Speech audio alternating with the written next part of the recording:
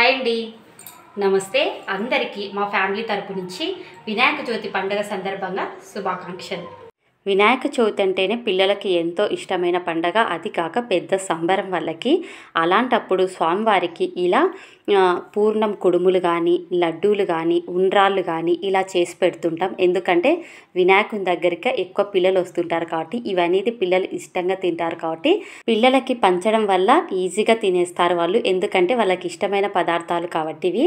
మనం ఎంత పెద్ద విగ్రహం అన్నా కొనుక్కొచ్చుకొని పసుపు గణపతిని మాత్రం అప్పటికప్పుడు ఇంట్లో ఇలా రెడీ చేసేసుకొని ఈయనకు పూజ చేసిన తర్వాతకే ఆయనకు కూడా పూజ చేసేసుకోవాలి. పసుపు గణపతి మాత్రం ఖచ్చితంగా పెట్టాలండి. తర్వాత వాటర్లో వేసేసుకొని చెట్టులో పోసేసుకుంటే సరిపోతుంది. ఇవి వచ్చేసి నువ్వుల ఉండ్రాళ్ళు. ఇవి చేసుకోవడం వల్ల 10 days అయినా సరే ఉంటాయి, డబ్బాలు ఎత్తి పెట్టుకుంటే. ఇవి చాలా టేస్టీగా చాలా బాగుంటాయి. వినాయకుల దగ్గరికి ఇవి ప్రసాదంగా తీసుకెళ్ళి పిల్లలకు పంచితే ఇష్టంగా తింటారు.